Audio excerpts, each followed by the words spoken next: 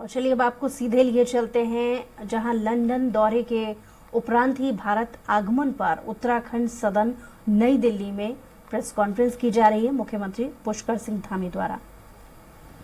उन लोगों ने भी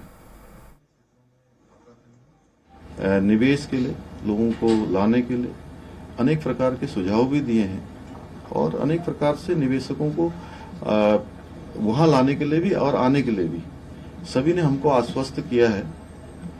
और लॉर्ड मेयर जो ब्रिटेन के थे, एक संयुक्त रूप से उन्होंने कहा है कि वित्तीय प्रबंधन कैसे, उन्होंने अपने लंदन से मुझे बताया कि लंदन में जिस प्रकार से उन्होंने किया है उस प्रकार का एक काम यहाँ पर भी हो सकता है। और ब्रिटेन के पर्यटन मंत्री के साथ जो वार्ता हुई, उस वार्ता में हम लोगों ने एक संयुक्त रूप से एक मसौदा तैयार किया है कि कैसे एक जो विदेशी टूरिस्ट कैसे वो उत्तराखंड आए और अधिकतम उत्तराखंड के स्थानों पर जाएं। उन सभी पर हमारी सार्थक चर्चा हुई। लगभग 12,500 करोड़ के अभी निवेश पर करार हुआ है और आगे के लिए बहुत सारे लोगों ने कहा है और हमको कुछ प्रस्ताव दिए भी हैं। चूंकि बहुत सारे प्रस्तावों पर चूंकि एकदम से हमको प्रस्ताव मिले हैं और सभी पर हम तुरंत उस पर निर्णय नहीं कर सकते थे, क्योंकि कुछ आकलन भी करना होता है।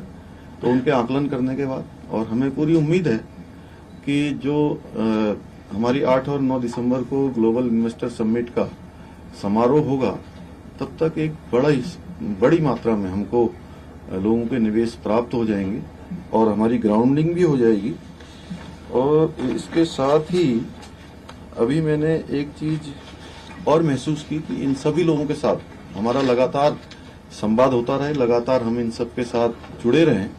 उसके लिए कहीं न कहीं अप्रवासी जो भाई बहन हैं उन सब के साथ समन्वय स्थापित करने के लिए और निवेश प्रस्ताव से संबंधित सभी कार्रवाई तेजी से आगे बढ़े, किसी को परेशान होने की आवश्यकता न पड़े। कई बार विदेश के लोग जो राज्य से, हमारे देश से दुनिया में अपनी मेहनत से, अपने परिश्रम से एक मुकाम हासिल करके बहुत सारा काम कर रहे हैं और वो यहाँ निवेश करना चाहते हैं, तो उनको कई बार रास्ता नहीं मिलता कि वो किस रास्ते से आए हैं।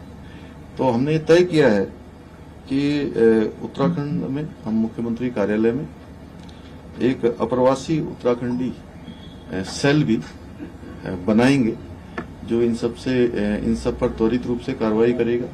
इनकी कोई शंका समाधान होगा तो उन सभी पर उनकी समस्याओं का भी समाधान करेगा और सिंगल विंडो सिस्टम के तहत जो लोग भी हमारे यहाँ काम करना चाहते होंगे उनके लिए मार्ग प्रशस्त करेगा, उनका रास्ता बनाएगा।